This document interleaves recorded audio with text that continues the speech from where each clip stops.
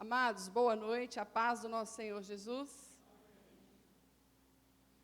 Hoje nós vamos continuar a exposição em 1 Tessalonicenses 2,13. Rafael, já colocou com certeza.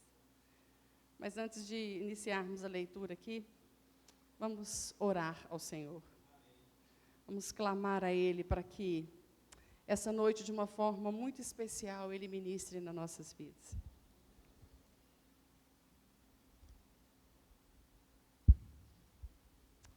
Pai, o Senhor é maravilhoso, soberano e eterno, Pai, digno de toda honra, de toda glória, de todo louvor.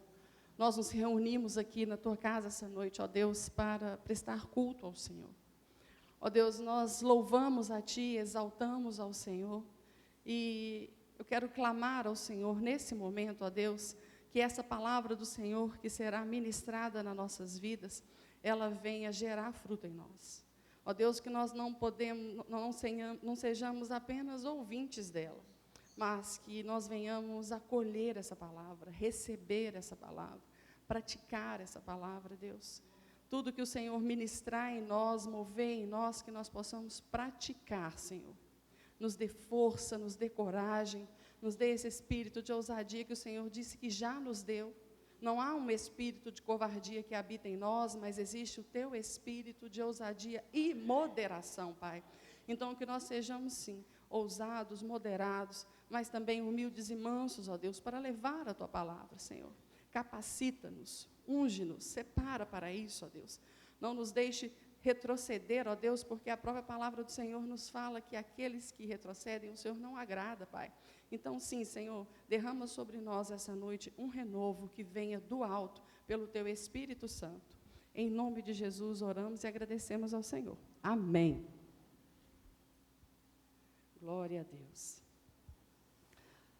Também agradecemos a Deus, sem cessar, o fato de que, ao receberem de nossa parte a palavra de Deus, vocês a aceitaram, não como palavra de homens, mas conforme ela verdadeiramente é, como palavra de Deus, que atua com eficácia em você, os que creem. Porque vocês, irmãos, tornaram-se imitadores das igrejas de Deus em Cristo Jesus, que estão na Judéia. Vocês sofreram da parte dos seus próprios conterrâneos as mesmas coisas que aquelas igrejas sofreram da parte dos judeus, que mataram o Senhor Jesus e os profetas, e também nos perseguiram. Eles desagradam a Deus e são hostis a todos, esforçando-se para nos impedir que falemos aos gentios.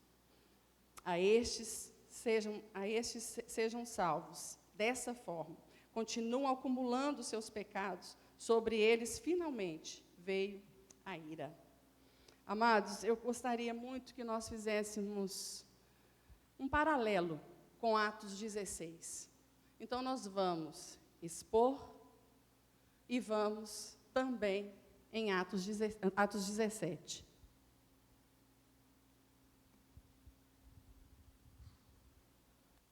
Atos 17, nós vamos as duas partes. Vamos em 1 Tessalonicenses e vamos em Atos 17. Nós vamos ler do 1 ao 9. Tendo passado por Anfípolis e Apolônia, chegaram a Tessalônica, onde havia uma sinagoga. Segundo o seu costume, Paulo foi à sinagoga e por 3 sábados discutiu com eles com base nas Escrituras, explicando e provando que o Cristo deveria sofrer e ressuscitar dentre os mortos. E dizia: este Jesus que lhes proclamo é o Cristo. Alguns dos judeus foram persuadidos e se uniram a Paulo e Silas, bem como muitos gregos tementes a Deus e não poucas mulheres de alta posição. Mas os judeus ficaram com inveja, reuniram alguns homens perversos dentre os desocupados e com a multidão iniciaram um tumulto na cidade. Invadiram a casa de Jason em busca de Paulo e Silas, a fim de trazê-los para o meio da multidão. Contudo, não os achando, arrastaram Jason e alguns outros irmãos para diante dos oficiais da cidade, gritando: esses homens que têm causado alvoroço por todo o mundo, agora chegaram aqui, e Jason os recebeu em sua casa. Todos eles estão agindo contra os decretos de César, dizendo que existe um outro rei chamado Jesus. Ouvindo isso, a multidão e os oficiais da cidade ficaram agitados. Então, receberam de Jason e dos outros a fiança estipulada e os soltaram. O que nós precisamos, além de saber de tudo que já foi ensinado no capítulo 1, no capítulo 2, e agora continuamos no capítulo 2. Essa carta de Paulo é uma carta de agradecimento a Deus pelos irmãos de Tessalônica. O capítulo 2, ele continua o agradecimento do capítulo 1. Só que eu gostaria que nós pensássemos aqui, por quê? Como que Paulo escreve essa carta? Por que ele escreve essa carta? Qual o propósito dessa carta? Como? Né? Baseado em que ele escreveu essa carta?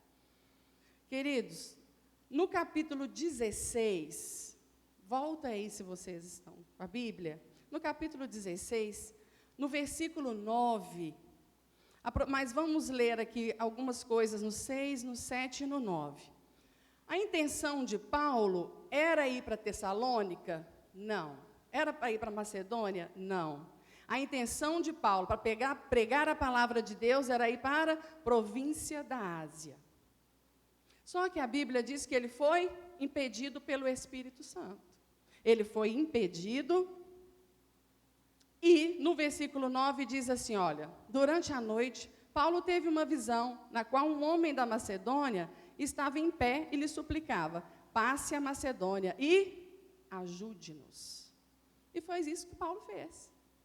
Paulo foi para Macedônia e chegando lá ele foi para Tessalônica.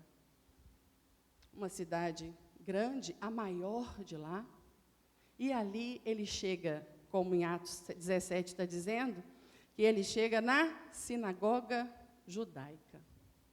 E ele prega ali por 3 sábados, 3 semanas. Só que quando a gente decorre aqui o texto, fala que ele está sendo perseguido. Então ele não fica ali em Tessalônica.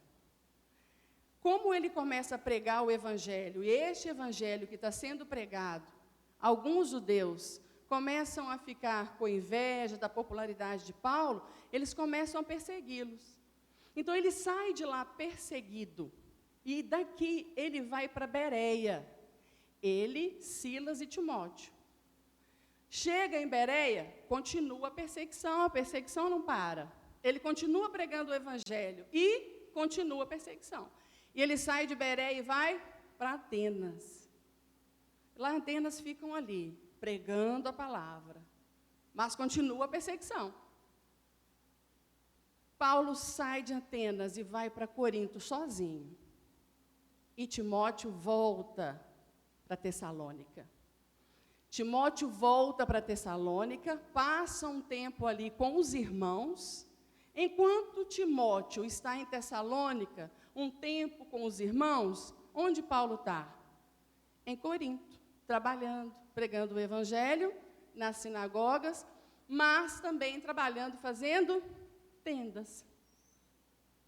Esperando Timóteo, esperando Silas. Quando Timóteo e Silas chegam até Corinto, aí ele anima e vai pregar o evangelho. Mas Timóteo chega a Paulo em Corinto e conta para ele como que estava a igreja. Como que estava a igreja que ele deixou lá?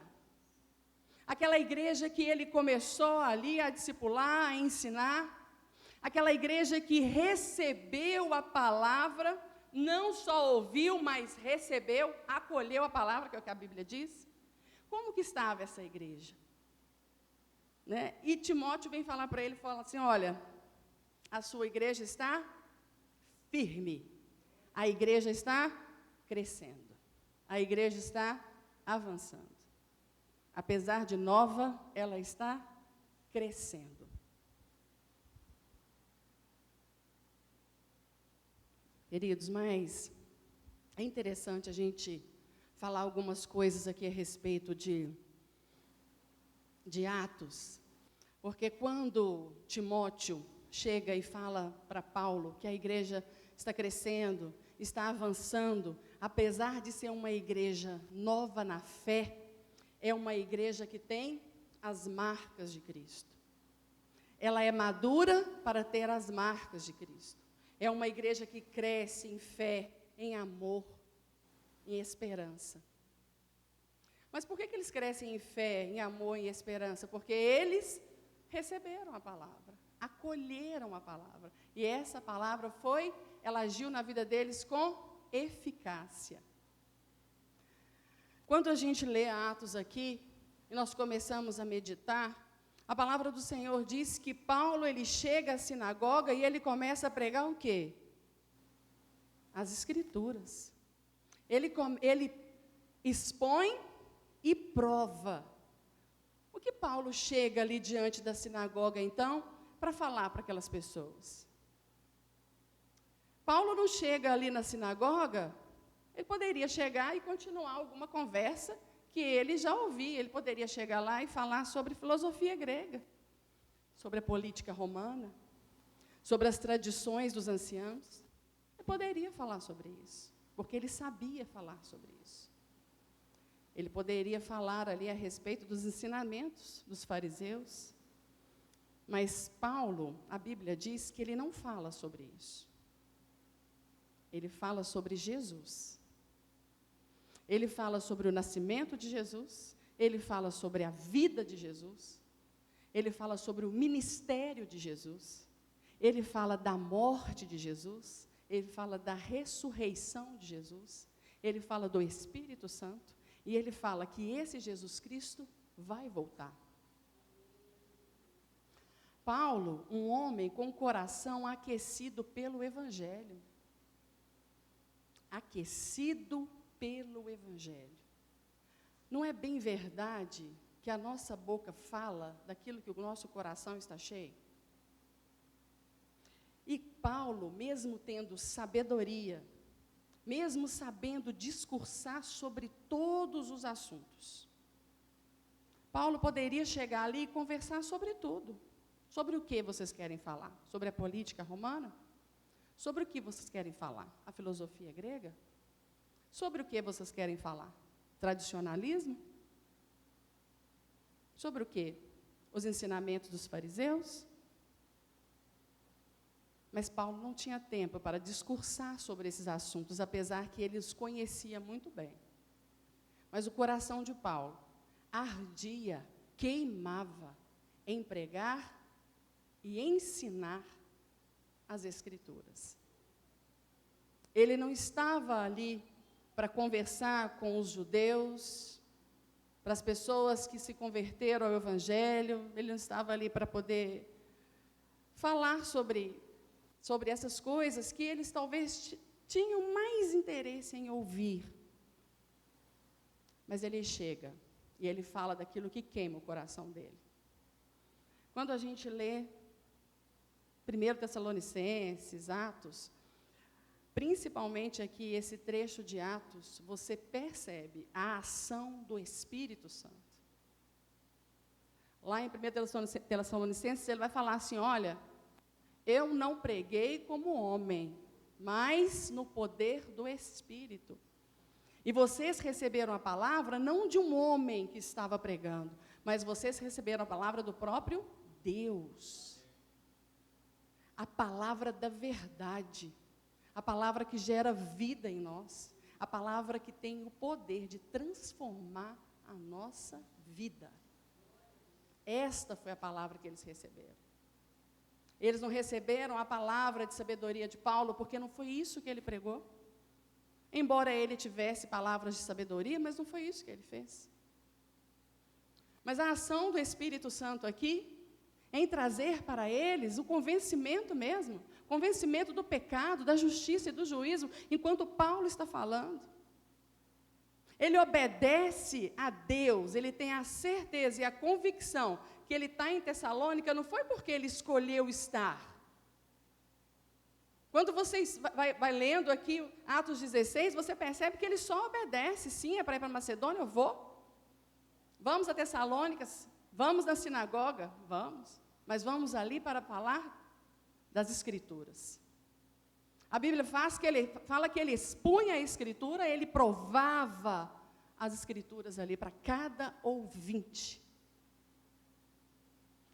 O que pode fazer um coração receber a palavra de Deus se não é o Espírito Santo? Muitos estavam ali e ouviram a palavra. Paulo chega a dizer que ele está ali, ele não cansa de dar graças a Deus pelos tessalônicos. Aqueles que ouviram, mas que receberam e acolheram. E a palavra trabalhou neles de forma eficaz. Esses, ele não cansava de render graças a Deus, agradecendo a Deus por eles. Mas ele fala assim, a vocês que creem. Porque houve um povo aqui que não creu. Houve um povo que ouviu e não recebeu, mas rejeitou a palavra de Deus. Ninguém rejeita a palavra de Deus e fica sem consequência. Romanos 2 fala conosco que aquele que rejeita a palavra de Deus, não acolhe a palavra de Deus, ele está debaixo da ira de Deus. E é isso que Paulo fala aqui. No versículo 5, olha, ele fala assim, no 4, ele diz para nós, alguns dos judeus foram persuadidos e uniram a Paulo e Silas, bem como muitos gregos tementes a Deus, e não poucas mulheres de alta posição. Então, esses aqui foram os que ouviram, acolheram, receberam, e a palavra trabalhou neles. Mas existe uma outra turma, que já está aqui no versículo 5, que fala assim, olha, mas os judeus ficaram com inveja, reuniram homens perversos dentre os desocupados, fizeram um motim, fizeram uma multidão e foram perseguir Paulo, Silas e Timóteo. Essa perseguição aqui era uma perseguição que quando eles pegavam os que estavam sendo perseguidos, o que eles faziam? Apedrejavam, açoitavam, matavam. E eles estavam inventando uma mentira, falando que Paulo estava falando que outro rei chamado Jesus. É isso que Paulo está ensinando? Não é isso que Paulo está ensinando. Lá no versículo 3, fala que ele fala das Escrituras, ele prega, e ele fala, este Jesus que lhes proclamo é o Cristo, é aquele que sofreu, ressuscitou dentre os mortos. Era isso que ele estava pregando. A verdade. Mas eles estavam ali prontos para apanhar Paulo, Timóteo, Silas, açoitar, apedrejar, matar, para fazer o que com o Evangelho? Calar o Evangelho, parar a proclamação do Evangelho. Mas aqui em 1 Tessalonicenses, olha lá, vamos voltar lá em 1 Tessalonicenses, no versículo 15, no finalzinho dele, está escrito assim, olha, eles desagradam a Deus e são hostis a todos. Esses quem? Esses que perseguem, esses que açoitam, esses que matam. A palavra diz que Deus não agrada disso. Então Paulo diz assim, olha, vocês que creram, a palavra trabalhou em vocês de uma forma eficaz. E Timóteo fala com Paulo, Paulo, a sua igreja avança, porque ali a marca da fé neles, e a fé sem obras é morta. Então, Timóteo chegou lá e encontrou uma igreja ativa, uma igreja perseverante. O texto aqui em Atos deixa claro que Paulo sai dali, mas a perseguição continua? Continua. A perseguição continua. Então, as pessoas que ficaram ali em Tessalônica, que receberam a palavra, acolheram a palavra, elas estavam sendo perseguidas. Mas elas estavam sendo perseguidas, mas não paradas, não amedrontadas, não desanimadas, não desistindo de pregar o Evangelho. Mas elas estavam com uma fé firmada em Cristo Jesus, o qual Paulo pregou.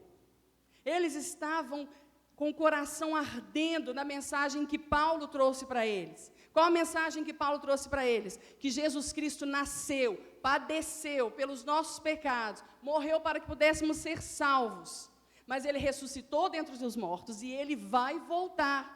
Essa era a mensagem que ardia no coração dos tessalonicenses. Era assim que eles trabalhavam. Quanto mais eu ouço essa verdade, quanto mais fé ela gera em mim, mais eu trabalho para o reino de Deus, mais eu trabalho para a edificação do corpo de Cristo.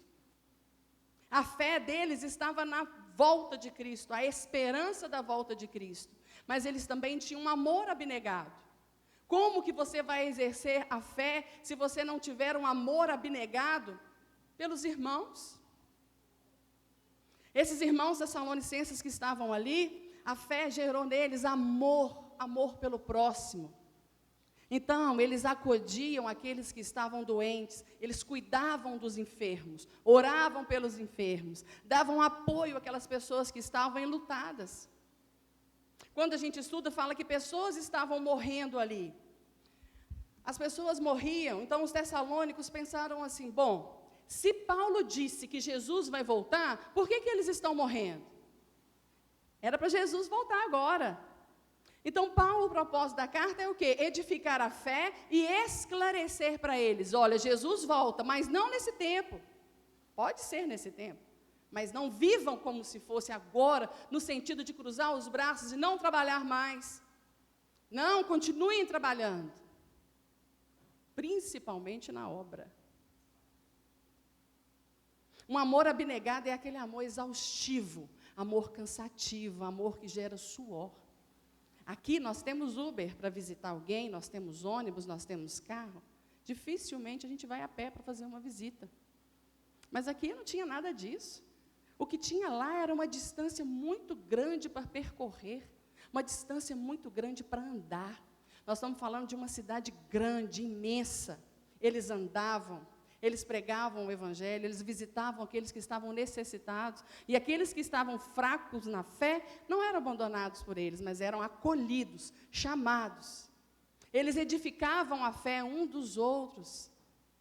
Isso que Timóteo achou, que alegria de Timóteo, que alegria de Paulo receber essa palavra, receber essa avaliação, regozijo, de olhar e falar assim, verdadeiramente, Deus trabalhou ali.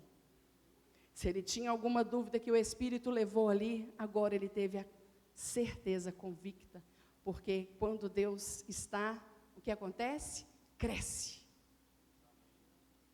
E ele viu isso, está crescendo, está multiplicando. É uma igreja nova, mas é uma igreja que exerce a marca de Cristo. É uma igreja que crê, mas é uma igreja também que pratica o amor ao próximo, que dá suporte, que ajuda. A esperança deles não era nas coisas que estavam ali em Tessalônica. Eles não esperavam nada de Tessalônica. A esperança deles era que Jesus Cristo estava às portas para voltar.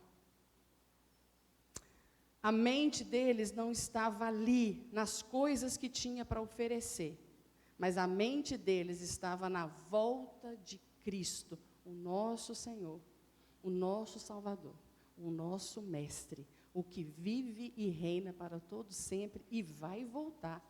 A mente deles estava nisso.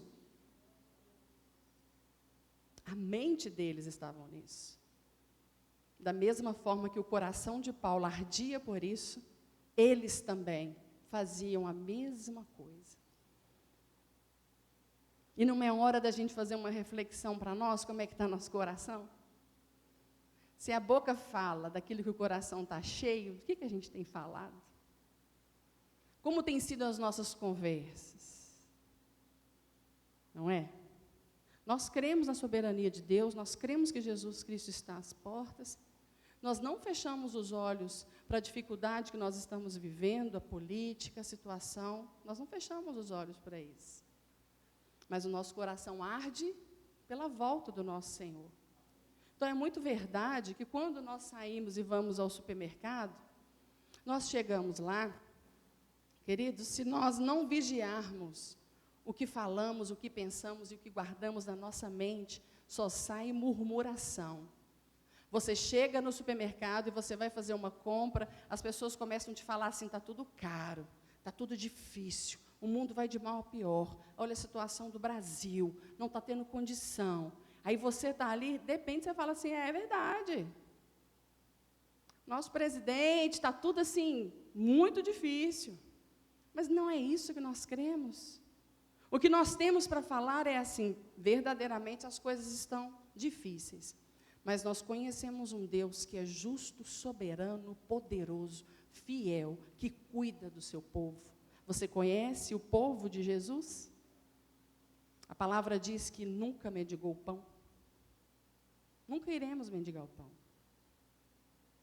Então nós precisamos falar da nossa fé, para que nós possamos alcançar os outros como eles fizeram.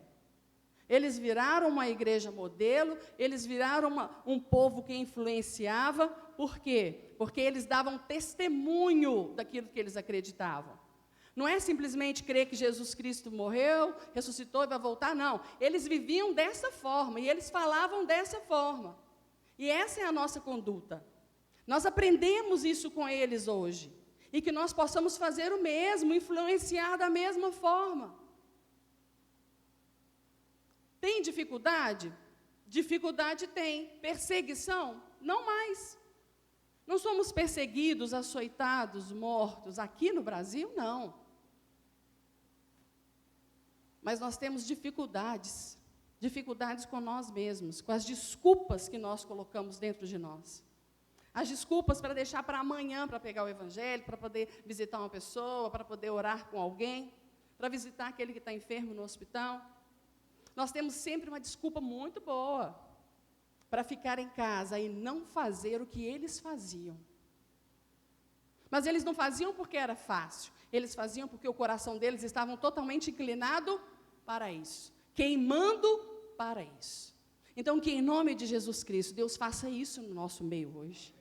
Que Ele acende a chama do nosso coração de uma tal forma, que Ele aperta o nosso coração de tal forma, que nós venhamos sair daqui do mesmo jeito, com a mesma fé, o mesmo amor, a mesma esperança, a mesma garra em avançar, firmes na fé de que Jesus vai voltar. O elogio de Paulo aqui é, vocês receberam a palavra, e a prova disso, o fruto disso, é que vocês estão sendo perseguidos, mas vocês permanecem fiéis, com fé, perseverando, avançando e crescendo. Mesmo sendo perseguidos, vocês não retrocederam. Hoje, qualquer coisa faz um fiel retroceder. Não precisa ser algo muito sério, mas muito pouco hoje faz uma pessoa sair do caminho de Cristo. Muito pouco. Talvez um mal entendido. Nem é uma perseguição, é um mal entendido. Faz com que a pessoa não consiga mais trilhar o caminho reto de Jesus Cristo. E aqui, eles estavam sendo açoitados, apedrejados, mortos, mas prevaleceram firmes na promessa de que nós estamos aqui padecendo, mas Jesus Cristo está voltando. Lá é meu lugar de morar. É lá que eu vou passar a eternidade. Estamos sendo apedrejados aqui, sofrendo açoites aqui, mas há um lugar para ir. E esse lugar é para passar a eternidade com Cristo. Esse que padeceu, sofreu, morreu, mas está vivo. E se eu fechar os olhos aqui agora, eu vou abrir lá, na frente dele, vou estar com ele. Essa era a fé deles, era isso que impulsionavam eles. Isso que impulsionavam eles. A certeza de que ao findar da vida, há uma esperança em Cristo Jesus de uma vida eterna. E não é qualquer vida, é uma vida abundante. Uma vida onde a palavra diz que você não sofre mais, você não padece mais, mas você só aproveita da presença do nosso Senhor, daquele que deu a vida por nós. Esse é o motivo de querer passar a eternidade. Passar a eternidade com aquele que se entregou por amor a nós. Isso é que tem que arder no nosso coração. Não é o medo de estar debaixo da ira, mas é a certeza de desfrutar da presença de Jesus Cristo. desfrutar da presença daquele que entregou a vida por nós. É isso que tem que arder em nós. Se isso arde em nós, nós vamos proclamar o Evangelho. Porque, afinal de contas, se eu estou indo para um lugar desse, eu quero que o meu irmão vá também. Se Jesus Cristo falou que eu devo andar com os doentes, visitá-los, orar por eles, eu tenho que fazer isso, porque Jesus fez. O meu mestre fez isso. Paulo fala que esses que perseguiram, que mataram, ele fala assim, olha, eles mataram Jesus Cristo. Eles mataram os profetas. João Batista foi o quê, gente? Decapitado. E Jesus Cristo foi crucificado. E a igreja da Judeia foi perseguida. Muitos morreram apedrejados. Muitos morreram apedrejados. Mas não negaram a fé deles em Cristo Jesus. Que modelo de igreja para a gente servir? Não é um modelo de um templo, não. É um modelo de vida. São pessoas que vivem assim. Pessoas. Homens e mulheres que nós temos o prazer de fazer igual. Eu falei, Senhor, o Senhor está nos dando essa oportunidade dessa exposição dessa carta, mas nos faz avançar também.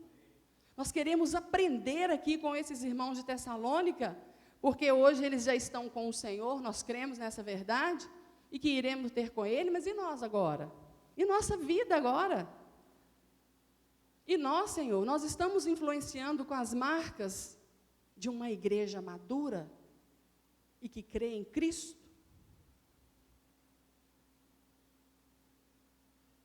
Não somos nem perseguidos, mas nós temos a fé para avançar, o amor abnegado. Os tessalônicos não pensavam neles mesmos. Eles não buscavam as coisas que tinham interesse deles. Eles não buscavam nada para eles, mas para o outro. O que eu posso fazer para o outro? Em que eu posso abrir mão do que eu tenho para dividir com o outro? O que o outro está precisando? Era assim que eles viviam ali. Que regozijo de Paulo ouvir isso. Que aqueles irmãos ali viviam dessa forma. Não porque tinham muito, não porque estavam tranquilos, felizes, vindo para a igreja de carro, voltando, chegando em casa, tendo a janta, tendo tudo do bom e do melhor, porque nós temos. Não era assim. Mas era debaixo de perseguição, eles se escondiam, corriam para poder esconder, para poder pregar o Evangelho. Estavam sempre mudando de lugar para não morrerem. Mas estavam firmes na fé e perseverantes, crendo que o trabalho deles ali era para o Senhor, porque a palavra que eles receberam vieram do próprio Deus. Não foi um raciocínio humano, uma ideia humana. Porque às vezes a gente faz isso, a gente tem um raciocínio, a gente tem uma forma de pensar, a gente fala sobre ela, a gente trilha aquele caminho, e nós queremos convencer as pessoas que é o melhor, que é isso mesmo. Não tem nada a ver com o que Paulo fez. A mensagem de Paulo é a mensagem das Escrituras, e é por isso que convencia, porque ela era a verdade, ela é a verdade, ela vai continuar sendo a verdade que muda a nossa vida, que transforma a nossa vida. Se Paulo falou que essa palavra acolhida, recebida, foi eficaz para trabalhar naquele povo, ela é a mesma palavra que está sendo ministrada nas nossas vidas hoje. É a mesma palavra que está sendo ministrada nas nossas vidas hoje. Então, Deus, em nome de Jesus, faz ela gerar vida em nós também da mesma forma. E da mesma forma que ela foi lá com uma espada de 2 gumes, que entrou, separou a medula, e ali ela gerou vida, as pessoas foram convencidas e mudaram a vida delas. Faça essa realidade com nós hoje, aqui e agora. O nosso Deus, Ele é onisciente. Nesse momento, Deus está dando ciência de cada pensamento nosso. tudo que você está levando diante de Deus, Ele está dando ciência. Se os seus pensamentos estão sendo puros, se estão sendo insensatos, cada pensamento nosso, o Senhor está passando em revista e está verificando cada um deles. Tudo que está passando dentro do nosso coração, nesse instante, está sendo avaliado por Cristo.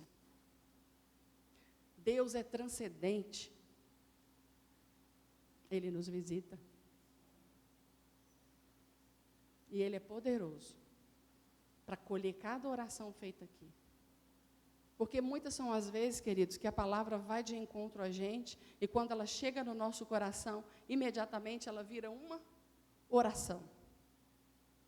A palavra chega até você, o Espírito te convence, e imediatamente você faz uma oração em pensamento: Senhor, me ajuda a ser assim. Senhor, muda a minha forma de ser. Senhor, me dá esse coração que perdoa. Senhor, me dá esse coração aquecido. Senhor, me dá esse coração aquebrantado. Senhor, aquece a minha alma, Senhor. Faça isso. E o Senhor está ouvindo, e Ele é poderoso para fazer. Ele é onipresente, Ele está conosco aqui, mas Ele está em casa também, com os nossos familiares que não puderam vir, ou que não quiseram vir, mas que nós oramos e clamamos a Deus para que os visite com poder e graça, quebranta o coração, semeia essa palavra ali, acha um coração ali, Senhor, fértil, recebendo a Tua palavra e ela gerando vida nele, traz para a Tua casa. O nosso Deus está trabalhando para isso. Queridos, nós temos a certeza, a convicção, que a obra que o Senhor começou em nós, Ele vai trabalhar em nós arduamente, até o dia que Ele nos recolher, ou então até o dia que Ele voltar. É uma obra boa que Ele começou em nós. E essa boa obra, ela só vai findar quando partirmos daqui, ou quando voltar. Enquanto isso, nós estamos sendo moldados, estamos sendo trabalhados, o nosso caráter está sendo moldado e parecido com o de Cristo. Aqui agora, nessa noite, é isso que Deus está fazendo nas nossas vidas, mudando e moldando o nosso caráter para ser parecido com o de Cristo Jesus, para que nós possamos ser esse exemplo que nós vimos aqui, aprendemos aqui. Aprendemos que essa é a caminhada cristã. Muitos podem falar muitas coisas, mas nós que somos crentes não falamos qualquer coisa. Nós falamos do que cremos, e nós cremos na palavra de vida eterna. As pessoas podem te chegar e te dar uma péssima notícia, mas a sua resposta é: o meu Redentor vive, e certamente Ele está trabalhando, para que isso opere para o meu bem, porque eu creio nele. É a nossa fé, é a nossa esperança. Deus trabalha, Ele trabalha, nós confiamos nele e Ele trabalha. Paulo elogia esta igreja por tudo aquilo que ele ouviu de Timóteo. E ele só ouviu coisas boas. Uma coisinha ou outra que ele precisou corrigir, que a gente vai estudar nos próximos capítulos, mas ele nem aqui, nesse momento, ele só está o quê? Exaltando a Deus por aquela igreja. Senhor, que forma eficaz que o Senhor trabalhou ali. Ele começa falando que ele não para de orar. Pelo que nós não temos parado de orar?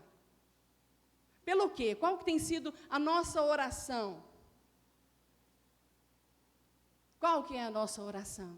Aqui ele não cessava de parar de orar para agradecer a Deus pelas pessoas que foram convertidas, transformadas, mudadas, e naquele momento, apesar de novas na fé, elas tinham a marca de Cristo. Era isso que ele estava agradecendo. E ele agradece a Deus porque eles deram fruto dessa mudança. É permanecer firme na hora da tribulação e da adversidade. O verdadeiro discípulo de Cristo é aquele que passa pelo sofrimento, mas permanece firme e fiel às Escrituras. Firme e fiel às Escrituras. Com fé em Cristo. Nós não mudamos a nossa forma de pensar, nós não mudamos a nossa forma de agir. Nós continuamos crendo que a soberania de Deus basta para mudar todas as coisas. Nós acabamos de orar, pedindo ao Senhor para que intervenha na situação que está acontecendo. E nós cremos que Ele pode fazer isso. Mas se Ele não intervir, Ele é fiel e justo para nos sustentar.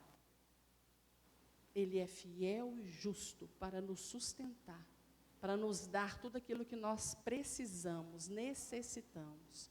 Ele vela e zela por isso. Que o nosso andar, o nosso caminhar e o nosso falar seja de acordo com essa fé que existe dentro de nós. O nosso Redentor vive e Ele está às portas para nos buscar. Em nada nós andamos ansiosos e preocupados. Nós trabalhamos com fé e amor, esperando a volta do nosso Senhor.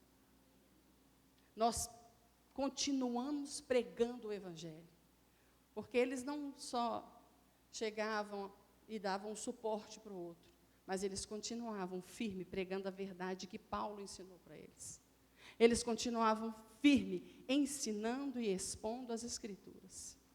Não mudaram nada. Tinha perseguição, tinha morte, mas eles não mudaram em nada a vida deles. Eles continuaram crescendo e avançando porque eles estavam crendo na mensagem que eles receberam. E eles continuavam. Senhor, faça isso conosco hoje. Há quantos anos nós recebemos essa palavra? Ela gerou vida em nós. Nós tivemos fé, nós começamos em amor, com muita esperança, mas às vezes na caminhada a gente começa a ficar o quê? Cansado, desanimado. Senhor, traz renovo. Traz renovo. Nos coloca de pé, nos faz avançar. Queremos ser essas testemunhas aqui de Tessalônica. Queremos ser esse povo. Queremos testemunhar isso, essa verdade, carregar essas marcas, nós queremos isso, e Deus pode fazer isso conosco, em nome de Jesus, Ele pode fazer isso. Ele pode fazer isso conosco. É isso que tem que arder dentro de nós, é isso que tem que queimar dentro do nosso peito. O amor, a fé. A esperança é ela que nos mantém firmes na tribulação. Se você perder a fé, se você perder o amor, se você perder a esperança, no dia da adversidade, no dia da tribulação, você não tem força. Não tem força. A nossa firmeza, ela está em Cristo. Queridos, aqui no versículo 16, ele fala assim, olha, esforçando-se para nos impedir que falemos aos gentios, e estes sejam salvos. Dessa forma, continuam acumulando seus pecados. Sobre eles, finalmente, virá a ira? Não, já veio. Veio a ira. Como João diz, aquele que crê tem a vida eterna, mas aquele que não crê já está condenado. Já está condenado. Mas nós temos uma esperança hoje. Porque o nosso Senhor, Ele é longânimo, bondoso, misericordioso. A palavra do Senhor aqui em Salmo 30, versículo 5, fala que a ira de Deus, ela dura apenas um momento. A ira de Deus dura apenas um momento. Mas o teu amor, a tua fidelidade, a tua misericórdia, ela dura para sempre. Ela dura a vida inteira. Então, hoje, temos essa oportunidade. A ira de Deus é uma ira justa, uma ira santa, uma ira que paralisa o mal. Ela converte e salva aquele que crê. Paulo faz essa distinção. Então, naquele lugar, tiveram aqueles que creram, perseveraram e continuaram. Mas tiveram aqueles que foram lá e açoitaram e mataram o próprio povo deles. Era judeu contra judeu. Judeu aqui, judeu aqui. Esses creem, esses não. Os que não creram foram lá e mataram os outros.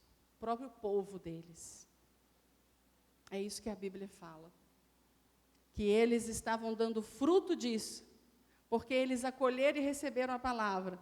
E na hora da adversidade, na hora da perseguição do próprio povo dele, eles continuaram firmes, continuaram crendo, continuaram perseverando. Já aqueles que açoitaram, procuraram, sobre eles veio a ira do Senhor. Amém? Vamos orar? Como aplicação para a nossa vida, queridos. Aplicação. Senhor, faz de nós esse povo que vive em fé, em amor, em esperança, proclamando a Tua palavra, pregando o Teu evangelho, firmes na certeza de que o Senhor está voltando. Fica um desafio para nós, proclamar o evangelho.